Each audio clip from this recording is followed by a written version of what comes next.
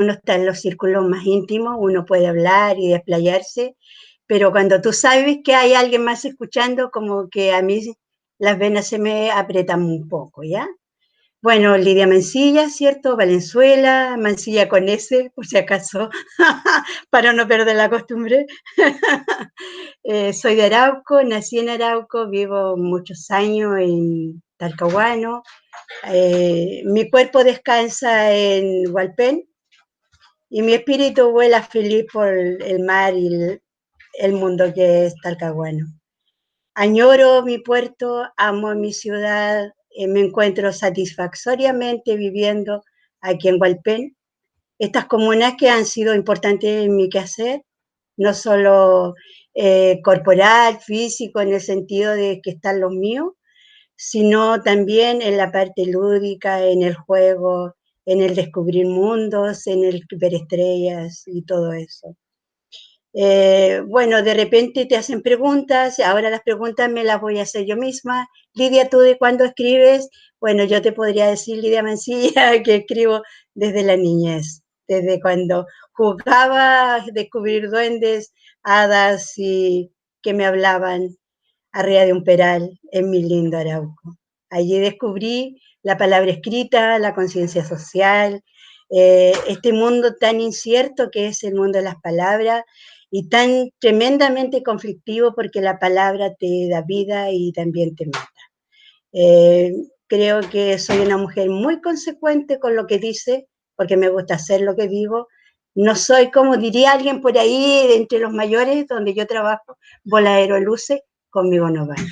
Entonces uno va llenando, impregnando su poesía, su trabajo, sus cuentos, su mundo, a través de lo que es uno, de su esencia.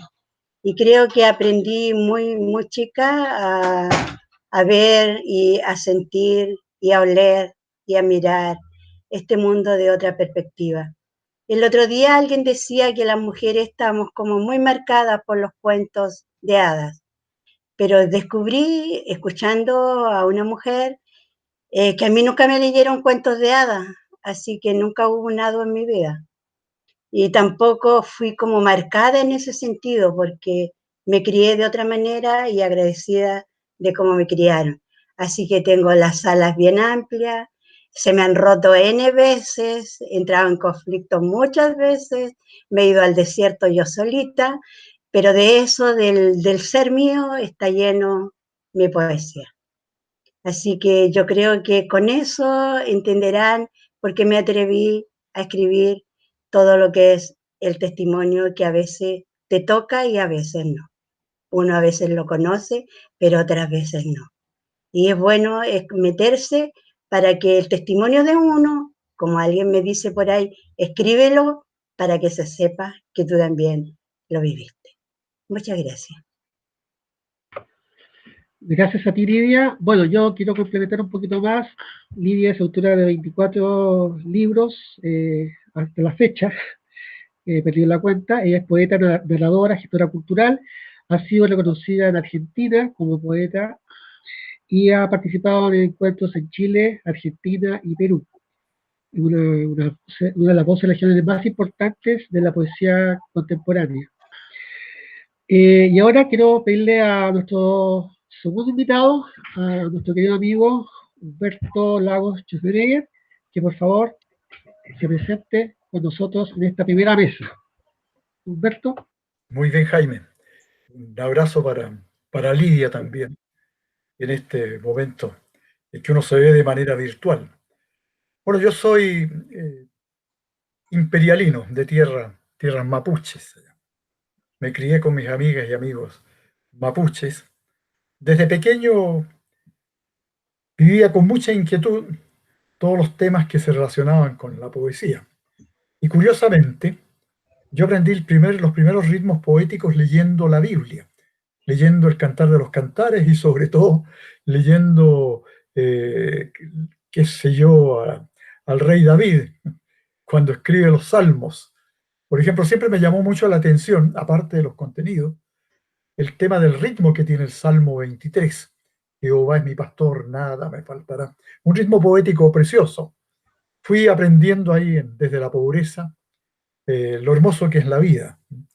De familia pobre, pero muy feliz. Siempre aprendimos que en la convivencia, en el diálogo, está parte de aquello que nos toca vivir, y esa vida es una vida inolvidable.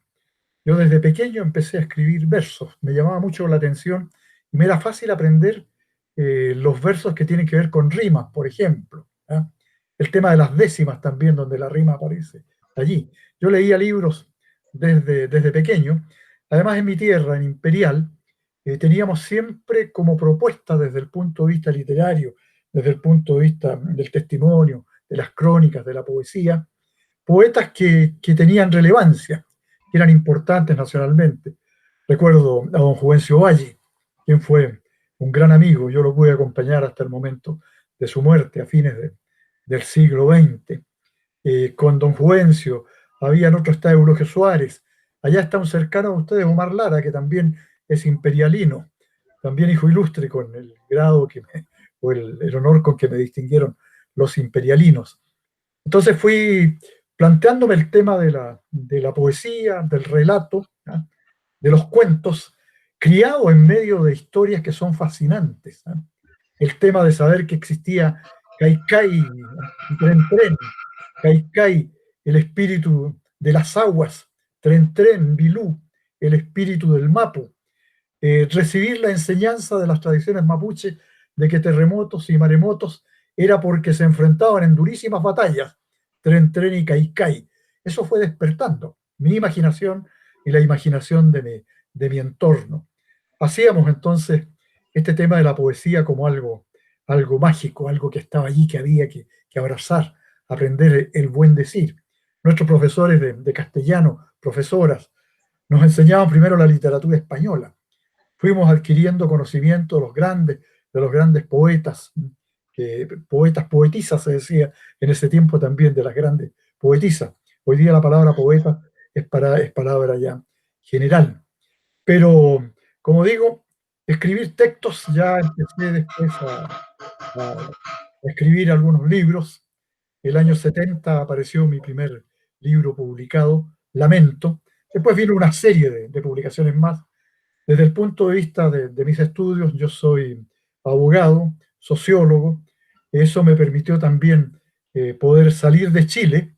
Además que una salida de Chile en el año 78 no fue voluntaria, pero tuve que instalarme en Europa y allá estaban las principales universidades del mundo.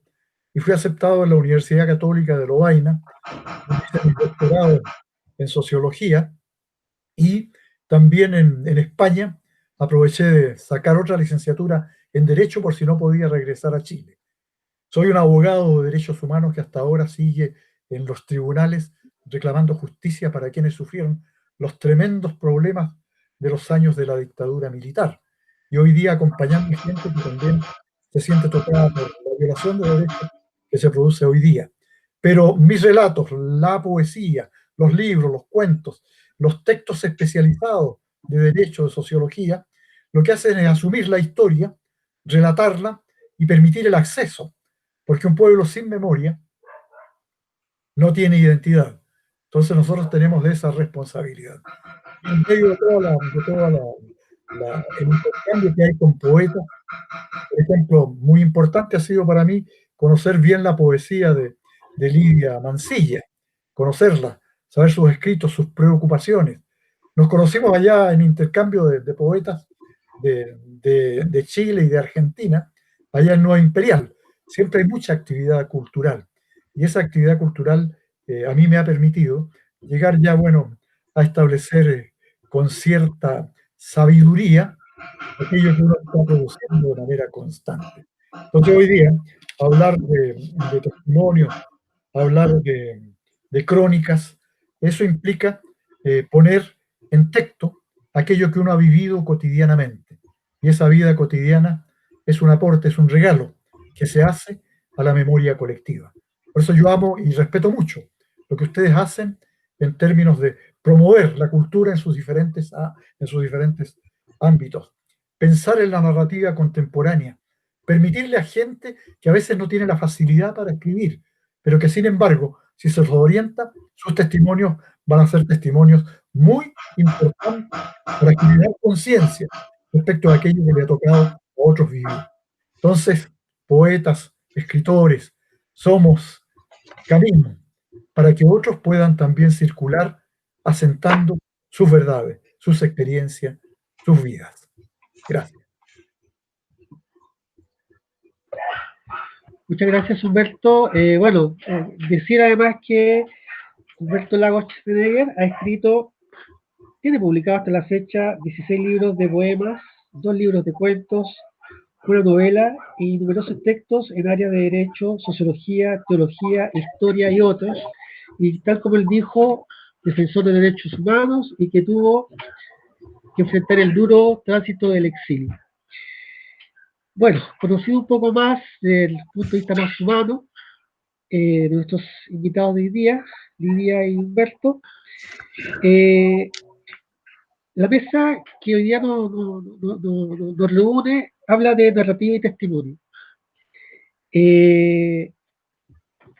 Bueno, el término testimonio se acuña a partir de la narrativa testimonial, si bien tiene una larga historia, o sea, una larga tradición, con una breve historia, se acuña recién en los años 70, cuando la Casa de las Américas consigna en su categoría de premios la narrativa testimonial, y de ahí ya se comenzó a dar forma a un género que la verdad que hasta el día de hoy no es difícil clasificarlo, ¿ya?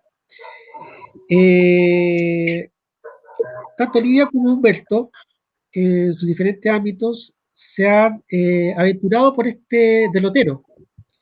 En el caso de Lidia, con un libro que lleva por título No Panfilas, y en el caso de Humberto, con el libro Mi voz para ser leída, Cartas para la Nueva Imperial, donde cada uno, dentro de sus ámbitos, ¿no es cierto?, recogen las vivencias de un tiempo.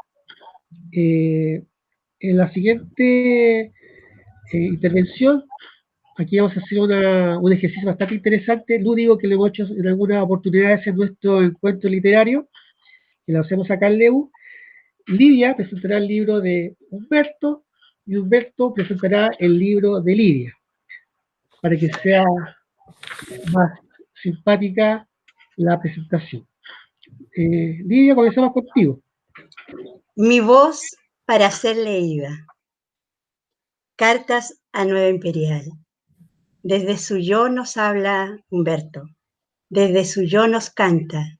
Habla de los mapuches, de sus amigos, de su mujer, de sus hijos, de todo lo que le ha tocado vivir, y se lo cuenta a su pueblo, a su gente. Les dice, esto pasó, esto me pasó, y como me pasó a mí, le pasó a muchos. ¿Por qué? Porque ustedes estaban al lado mío. Esto de andar por la vida dejando testimonio, mi voz. Yo le decía un poco egocéntrico, pero era un juego. Eso, decirme, véanme, mírenme, a mí me pasó. Y muchos como Humberto Lagos, que no voy a pronunciar su segundo apellido, les sucedió lo que a mí me pasó. Entonces Humberto juega con eso, nos muestra la poesía, nos muestra lo lúdico de la poesía, nos muestra las historias que jugaron en su pueblo y fuera de él también, donde él vivió, donde existió, él nos cuenta, nos relata y hemos ido conociendo qué difícil haber sido al lado de una persona tan simbólica como lo fue Parada. Todo este mundo tan triste, que nos obliga a mirarnos a nosotros mismos y de ver, a mí me impresiona eso, un humano haciéndole todas las aberraciones posibles al otro humano. Y en estas cartas, a Nueva Imperial, a su tierra amada, le canta, con esa voz, con ese ser de hombre honesto, ¿cómo se dice? ¿De hombre de derecha o de izquierda? No, de derecha. Bueno, ese es un juego. Que canta a la poesía, a su terruño, a sus ríos, a sus mares, a sus mapuches, a la caicay, a la tren, a todo ese mundo global que existe en Nueva Imperial. Me encanta cómo habla de sus amistades. Es bonito porque yo creo y yo vivo eso de que el mejor regalo que uno puede hacerse a sí mismo es un amigo y un libro. Y como esas dos cosas tan importantes, Humberto se las lega a su pueblo. Mi voz y mis amigos. Amigos, aquí estoy yo. Recíbanme en mi voz. En estas cartas que ha sido tan importante para él descubrirla. Yo realmente me impresiona esa parte del exilio, esa parte de andar arrancando, esa parte de no saber dónde estoy, ni si voy a despertar o no voy a despertar mañana, si estará o mi mujer o mis hijos al lado mío. A mí me impresionan esas cosas. Quizás por la sensibilidad o porque yo viví algo muy parecido. También puede ser esos nexos. Pero esta voz, para ser leída, es mi voz, es la voz de Humberto para su ciudad. Humberto, cuéntame un poco, ¿por qué mi voz para ser leída? Sería interesante, al tiro el juego, ¿te parece? Me parece, pero muy bien, Lidia. Bueno, mi voz, por una parte, tiene como argumento el hecho de que yo estaba lejos de mi pueblo, de mis raíces, de mis campos, de mis amigas y amigos. Entonces no podía gritar la voz como yo quisiera para que me escucharan.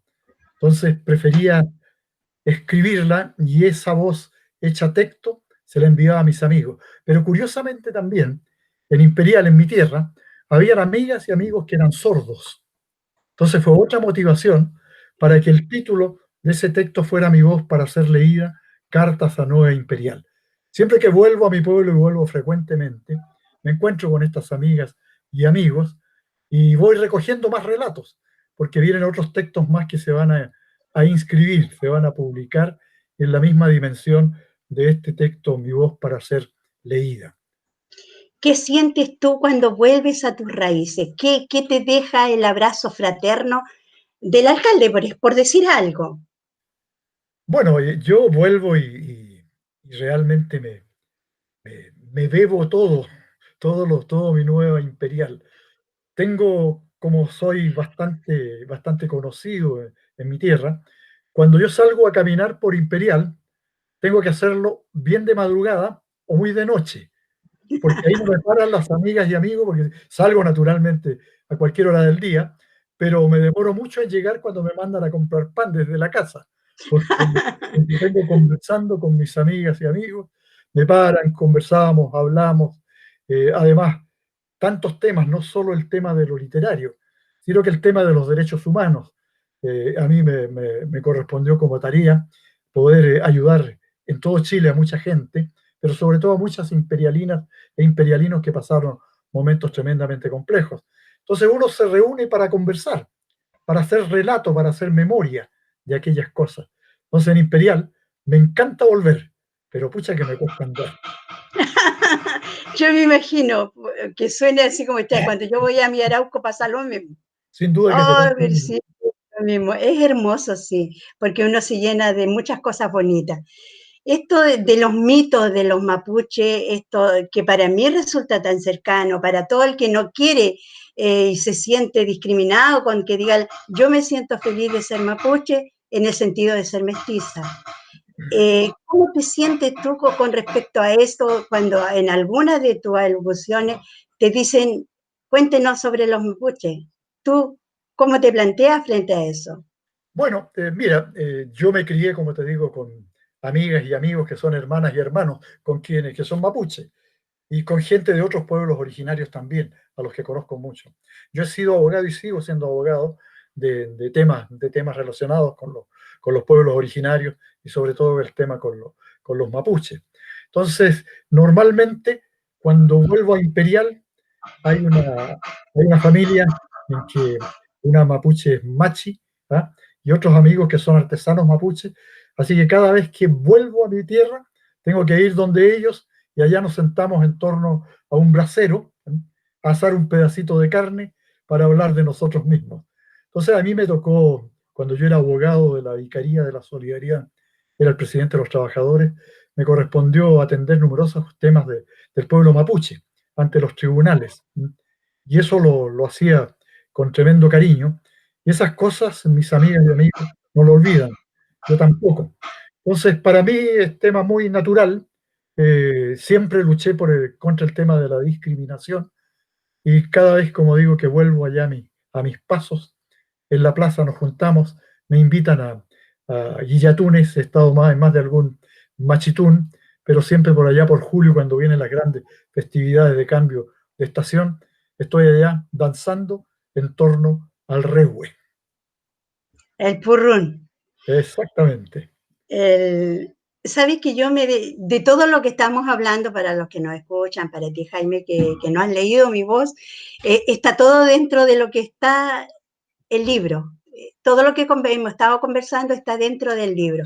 Fíjate que yo quiero tomar un tema que es bien especial. Los poetas no son muy adeptos a los poetas. Yo creo que todo el mundo sabe eso, pero a mí me gusta cómo Humberto trata a sus poetas, a los de su tierra, a Juvencio Valle, a Omar Lara, se me va el otro nombre. Eulogia Suárez. Sí, son gente que ha sido entrañable para ti, y claro, son poetas. ¿Por qué no nos cuentas ese nexo que nunca se ha salido? Eso cuando estaban junto a Pablo Neruda, o cuando descubrieron a Neruda, sería como interesante conocerlo. Claro, bueno, nosotros desde pequeños, bueno, yo estudié junto con Omar Lara. Eulogia Suárez, él egresó unos años antes y estuvo en el liceo en Temuco. Entonces, nosotros nos criamos y de cabros chicos, cuando don Juvencio iba allá a Nueva Imperial, él había nacido en Almagro, en la comuna de Nueva Imperial, cerquita, a 3 kilómetros de mi pueblo, y él volvía frecuentemente a su tierra y nos juntábamos a conversar con él. Entonces el incentivo para la poesía era tremendo, estaba ahí, tocar a don Juvencio era poco menos que mágico. Y una vez, entre lo que tú recuerdas, Lidia, estábamos jugando, habíamos salido del liceo con Omar y otros más, niños todavía, 12, 13 años, estábamos en la plaza jugando, y el tren llegaba a las 6:20 a la estación de Nueva Imperial. Llegó el tren, lo sentimos llegar, y de repente, 10, 15 minutos después, asoma Pablo Neruda en la esquina de la plaza donde nosotros estábamos y cruza. No lo habíamos visto nunca, pero habíamos visto sus fotos y habíamos leído sus poemas. Nos sabíamos todos los 20 poemas de amor y la canción Desesperada. Ya teníamos 12, 13 años, estábamos despertando a lo lúdico. Y viene don Pablo, viene con su Matilde del brazo, y nos acercamos. Yo le digo, cabros, mire, don Pablo Neruda, y nos fuimos allá donde don Pablo, lo tocábamos. Don Pablo andaba me acuerdo, con un poncho. Y le dijimos, don Pablo, por favor, recítenos un poema, el poema 15, el poema 20. Y don Pablo se sorprendía de que niños supieran ya de su poesía. Y con mucha paciencia, porque no se sabía ni una poesía de Pablo Neruda, de él, su señora sacó los 20 poemas de amor y la canción Desesperada, muy arrugado, y nos empezó a leer ahí, me gustas cuando callas, de Pablo Neruda. Terminó de leer eso, nosotros felices, y empezó a pasearse en torno a la Plaza Imperial, que tiene verdaderos túneles de tilo, y nosotros lo acompañábamos. Y yo no olvido nunca, y eso lo relato aquí en mi voz para ser leída. De repente yo me puse valiente y le dije, don Pablo, ¿le puedo hacer una pregunta? Se paró con mucha paciencia, me miró, me dijo, sí, hazme la pregunta, ¿qué quieres saber? ¿Qué hay que hacer, don Pablo? Don Pablo, ¿eh? Para escribir un libro. Para escribir un libro. Y él me dice, me quedó mirando un poco sorprendido, me dijo, para escribir un libro, hijo, hay que atreverse. Y dice, escribir un libro es como plantar un mojón. Nosotros nos pusimos a reír porque la palabra mojón no tenía otro significado para nosotros. Después se dio cuenta como plantar un mojón. Cuando tú escribes el primer libro, al escribir el segundo hito, ahí vas a saber si creciste.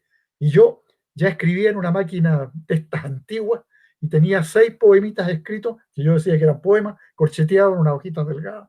Y le dije a don Pablo que quiero hacerle un regalo, y se los pasé y se sorprendió él. Se sorprendió él. Y cuando cuento esto siempre digo, y después Pablo Neruda me plagió.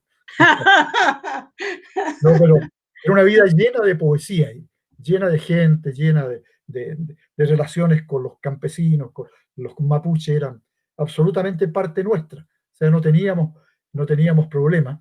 Bueno, y después vienen numerosos mapuches que se transformaron en escritores relevantes.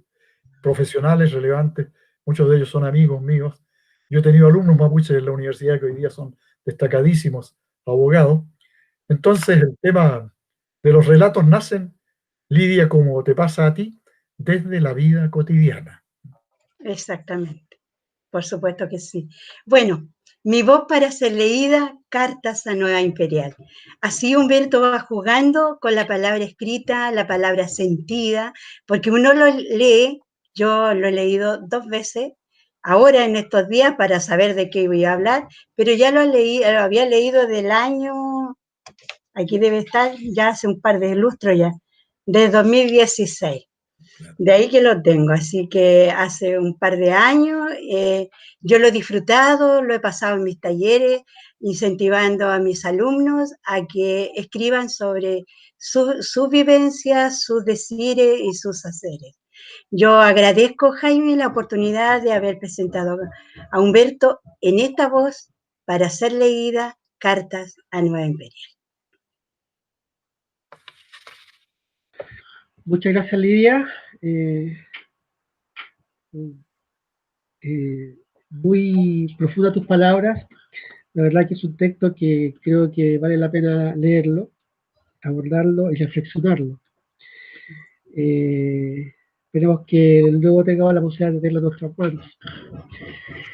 Bueno, ahora le quiero dar el pase a Humberto para que haga la presentación del libro Rompan Filas de nuestra querida Lidia Mancilla con S. Valenzuela.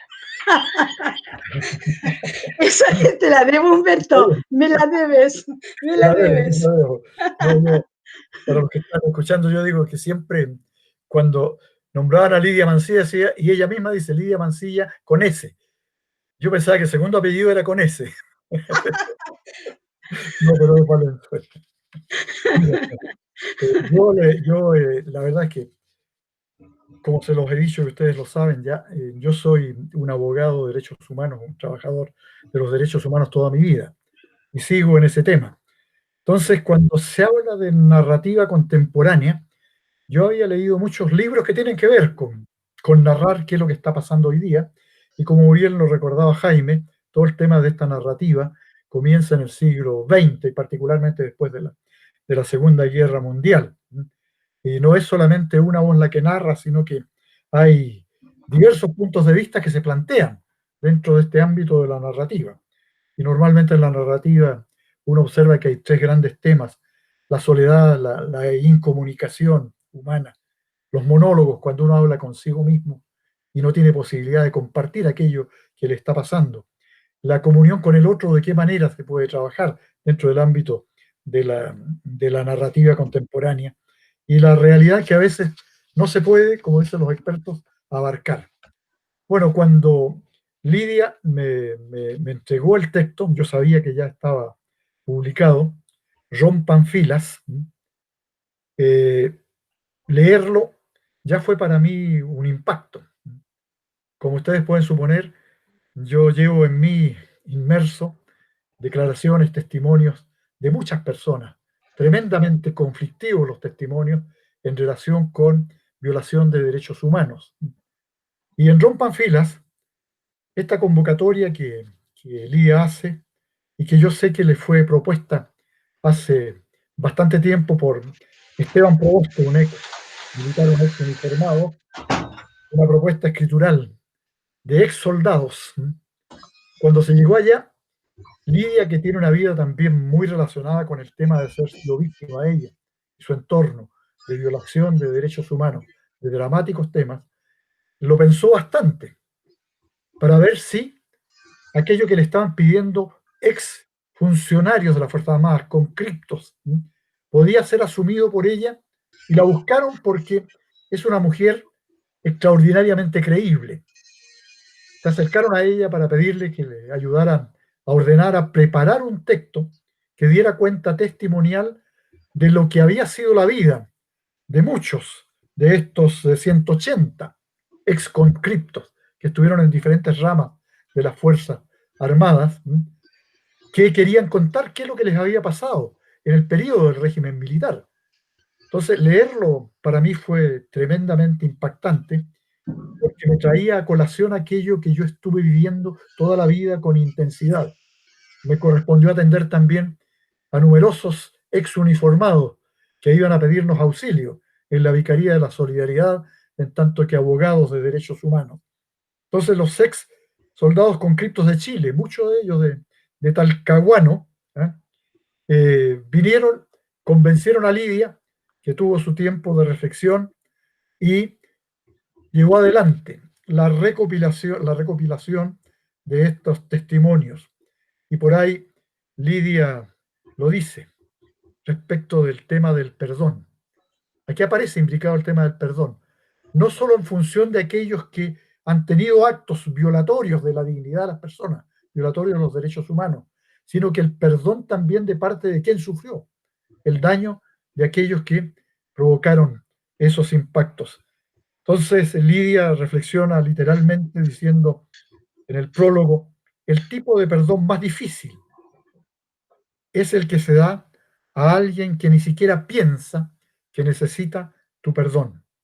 Después pone el texto bíblico cuando Jesús dice, cuando estaba siendo llevado a la tortura y a la muerte, Padre, perdónalos porque no saben lo que hacen. Con esta introducción, Lidia nos pone frente a un camino que es tremendamente impactante. Como ya dijimos, 180 testimonios de soldados, de uniformados, que pasaron dramas enormes al interior del servicio militar obligatorio.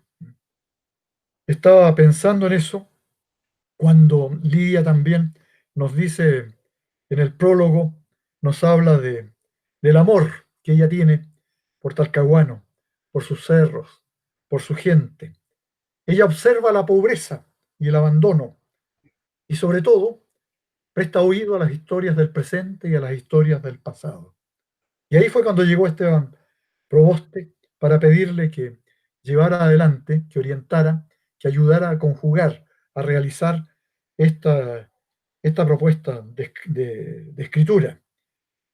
Participó Lidia, yo he conversado con ella este tema, en dolorosas reuniones, donde ella estaba allí con soldados que en ese periodo probablemente alguno pudo haber tenido relaciones con lo que pasó en el entorno de Lidia en términos de los argumentos represivos. Uno de los soldados le dijo en esas dolorosas reuniones, y está textualizado, nosotros somos los llamados asesinos. Nos gritan como asesinos, aunque no todos hemos estado en situaciones como esas que nos están imputando. Lidia fue víctima de abusos, de delitos de uniformados. Y este trabajo, lo dice Lidia, hablará por ellos y que este rompan filas sea para encontrar el sosiego que a mí también me ayude, lo dice Lidia. Que este grito se lo den ellos mismos, que sean capaces de romper la fila, solo porque ellos lo desean. Entre los testimonios hay muchos, todos son testimonios impactantes, pero hay el testimonio de una madre porque su hijo, que sufrió lo indecible, haciendo el servicio militar, la madre dice, entregué mi hijo vivo con alegría y me lo entregaron muerto. Los relatos son muy diversos. Se habla de torturas, de golpes de pie, de puños, de varillazos. Era de locos, dicen en sus testimonios. Jefaturas que se creían verdaderos amos. Otros nos decían que el vejamen fue humillante. Eran unos locos de poder, lo decían por las autoridades que los estaban a ellos reprimiendo. Oficiales verdugos. Uno encuentra definiciones. Me metieron en un tambor con excrementos, golpes, insultos, juegos sádicos. La vida en el cuartel, dicen otros, fue lo más duro que nunca imaginé. Y uno de ellos apunta claramente, violaron nuestros derechos. Lidia, este texto es un texto impactante, es un texto testimonial y que se inscribe plenamente dentro de lo que llamamos la narrativa contemporánea. Yo te quiero preguntar qué te pasó cuando te convocaron, cuando fueron a hablar contigo y te plantearon este tema, que te ponía frente a una situación que tú nunca pensaste o habías pensado en enfrentar? Wow. Todavía me duele el estómago. Bueno, para nadie es novedad que yo soy una mujer de izquierda y que en mi entorno, los amigos de derecha, del lado que sean, saben quién soy yo. No fue fácil la primera reunión, cuando salí, y lo voy a contar literalmente, dijeron tantas cosas, hablaron tantas cosas, me contaron otros detalles que no están en el libro porque sería para otro libro, y vomité al lado afuera porque buscaba entre ellos a un asesino. No fue fácil salir a la calle y yo creo que todo el mundo pensó lo que pasaron por mi lado, esta señora de dónde salió hasta borracha porque vomitando en la calle, y fue literalmente, porque era tanto el dolor, era tanto lo que me contaban y que yo recordaba a los compañeros, recordaba a Enzo, tienen que haberle hecho lo mismo, y fue horrible. Después de eso fui a otras clases para contarles cómo hacer un relato, qué hacer, qué decir y todo eso. Y después empezaron a llegar las historias y me lo iban a dejar a la oficina. Y yo decía, caray, ¿cómo un humano puede hacerle eso a otro humano? No me caía en la cabeza. Y le decía al Esteban, ¿por qué me metiste en esto? Pero ahí me di cuenta lo que es para mí la amistad. Siempre he dicho que un amigo es el mejor regalo que uno puede hacerse a sí mismo. Y yo tengo muchos amigos porque yo me quiero mucho. Y fue llegando, fue viendo, y ellos de su propio bolsillo sacaron para hacer este libro. Y yo les dije la última vez que nos juntamos, que esto sea para terminar los dolores, para que yo también me sane, porque yo también necesito sanarme. Si yo quiero mirar de frente, yo quiero querer, quiero sentirme libre, tengo que sanarme, pero también ustedes tienen que hacerlo. Y de ahí vino otra hablada de dicho, otra hablada de cosas que no están en el libro porque pienso que no corresponde. Así que así nació el libro, Humberto, con muchos dolores de estómago, muchas diarreas, entre comillas, pero fue muy complicado para mí, que los veía a todos con una metralleta en la mano. Fue terrible, pero lo No, hice. yo no dudo. Yo he recibido muchos, como te digo, muchos testimonios. Muchos los guardamos para toda la vida. Otros los estoy escribiendo porque tienen que ver con ese tremendo periodo y complejo periodo. Entonces, por eso es que te digo que tu libro tiene un doble impacto para mí. Toda una vida dedicada a la defensa de los derechos humanos, conocer tantos casos y de repente encontrar el resumen de 180 testimonios de gente que sufrió lo indecible. Conocíamos por cercanos también lo que pasaba con el servicio militar obligatorio en muchísimos casos. Así que yo, Lidia, te quiero agradecer este libro. Es una invitación a leerlo, a leerlo. Como lo decía yo al comienzo, un pueblo que no tiene memoria, que no tiene memoria, no tiene identidad. Y la identidad de nuestro pueblo tiene que ver con reconocer todas estas situaciones que han pasado y con ayudar a quienes están todavía luchando, porque estos conscriptos, estos que rompieron filas, todavía están luchando para que haya un poco de justicia respecto de los maltratos que ellos sufrieron dentro de las entidades militares, como está dicho por ellos mismos. Y yo quiero, Jaime, terminar solamente destacando que en el caso de Lidia, este libro en el que ella ayudó a que se publicara finalmente, con el impacto que provocó y que está provocando, Lidia no hay que olvidar que Lidia es una escritora y poeta que acumula mucha experiencia en diversos ambientes literarios. Ella siempre me dice que ella viene desde allá, de donde están ustedes, en las raíces, que Llegó a Talcahuano, pero que vuelve frecuentemente a lo suyo.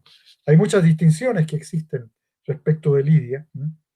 Y esta poeta Lidia, como yo lo he dicho en más de una oportunidad, sube siempre reflexivamente los peldaños de la tierra, y de la tierra que es suya, su tierra, porque la ama entrañablemente. Siempre alza vuelos también, en alas de su palabra poética, y desde lo alto navega mares bellos, en un navío grande, donde una música terrosa trenza melodías de silencios, amores, temores, lenguajes florales, reclamando el caer de las risas desde los tejados y sobre los tejados, y musitando siempre una oración por el retorno de los sueños tuyos y míos. Lidia, como yo, sabe que el perdón no es un gesto cómplice, sino que es una acción correctiva, correctiva. Y ese es el valor del escribir sobre estas situaciones, porque permiten reconocer lo que ha pasado en nuestro entorno y nos llama a construir una sociedad mejor, y la contribución más importante para esa sociedad nueva y mejor es la de los poetas, es la de los escritores, de aquellos que aman la vida y que son capaces de vivir solidariamente el día a día. Muchas gracias, Jaime. Un beso cariñoso, Lidia. Muchas gracias, Humberto, por esta presentación del libro de Lidia Panfilas. La verdad que creo que tus palabras son bastante elocuentes, especialmente cuando la autora, en este caso, ha vivido en la vereda del frente del tema de que trata un libro que ella debe llevar de la mano. La verdad que es sobrecogedor. Quiero citar un comentario de una persona que nos está viendo. Felipe Cruz Parada dice: Rompan filas es el estruendo del testimonio, la luz cayendo sobre la hoja que remueve los sentidos e historias personales. Me parece súper ad hoc y importante también lo que comenta nuestro amigo. Bueno, digamos ha sido la presentación de ambos libros. Mi voz para ser leída, Carta Salud Imperial, Rompas Filas. Yo no sé si ustedes quieren agregar algo más. Yo me quedo con una idea que ha dicho Humberto, que la ha reiterado, aquello de que el pueblo sin memoria no tiene identidad. Y yo creo que el testimonio y la literatura abordado desde la poesía, abordado desde la narrativa, ¿ya? O de otras vertientes, es sumamente importante. Creo que es importante que seamos honestos nosotros mismos y encontremos nuestras propias vivencias y bueno, o sea, así encontrar también la identidad. No sé qué opina al respecto del tema de la memoria y la narrativa. ¿Sabes qué? Más allá de, porque creo que ya lo dijimos todo, yo estoy un poco hasta emocionada, me gustaría cerrar mi intervención con 2 poemas, porque soy poeta. Hoy tenía previsto dialogar con los inmigrantes de la memoria, porque de nada sirve haber oído sobre la reconciliación y el consuelo si falta lo invisible, si se requiere lo que no está. Recuéstate conmigo, sin versos, sin fotografías, sin historia, seamos mañana transparentes y que los tiempos corroídos se disuelvan en los secos. Los mayores conocen tu secreto y se apartan. De mi libro Transeúnte Otoño. Y el otro: en pleno misterio iré por los días a refugiarme en tus años, a redondear el incontenible deseo de abolir la soledad. Poder en el infinito la conquista de los desasosiegos, en volutas de sabores dialogaremos. Olvidaré la compostura, la condición de hembra sosegada, y serás mi ritual contra el miedo. Muchas gracias. No, realmente agradecemos tu poesía, Muy bien. Yo, para seguir también un poco del libro mío, A Soledad, o el origen de las aguas, quiero leer dos poemas breves. Y este está en uno de estos que se llama Verdad, y entre paréntesis, es, verdad, es. ¿Ah? Siempre nos decían que nosotros los trabajadores de derechos humanos mentíamos, mentíamos, mentíamos. Y una vez escribí un poema breve que dice: verdad es que aún la mentira, verdad es en cuanto mentira. Verdad es que hay mentiras que salvan y hay verdades que matan. Hay verdades funestas y hay mentiras piadosas. Verdad es que tu mentira y mi verdad no tienen importancia en la colisión de los milenios. Y otro texto que se llama Sueños Rituales. Al ritual ritmo de mapuches y sueños, rondando rehues y aroma de canelos, danza la machi entre chamales y ruegos. La lenta gravidez del río, gris como la ancestral pena, arrastra historias de despojos e indomables iras. Culchunes, ardidos en chapelacuchas de luna, anticipan los magmas de la furia. Mari, Mari, Peñi, Peucayán. Este es un poema antiguo que se está haciendo realidad hoy día. Gracias, Jaime. Muchas gracias, Lidia, muchas gracias, Humberto, por esta primera mesa. Creo que hemos inaugurado con, bueno, salvo los traspiés técnicos, hemos inaugurado con gran fuerza este encuentro, la gira del Chonchón. Agradecerles a ustedes haber aceptado la invitación, de haber notado su tiempo.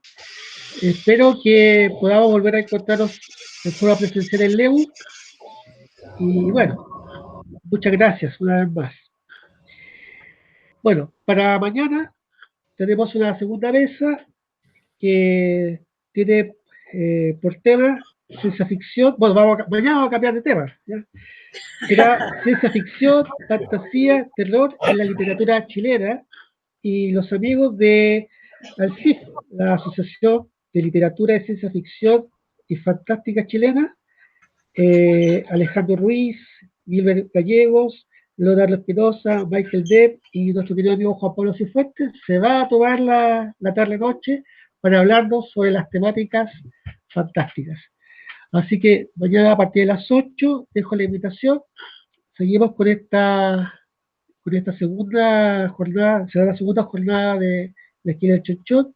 Y bueno, reiterando mis agradecimientos a todos los que nos han seguido en el día de hoy, y a ustedes, Lidia y Humberto, por esta participación. Muchas gracias, un abrazo grande y nos estamos viendo hasta mañana. Que estés bien, muchas gracias, Jaime. Igual. Peucayán. Peucayán. Chao, Humberto.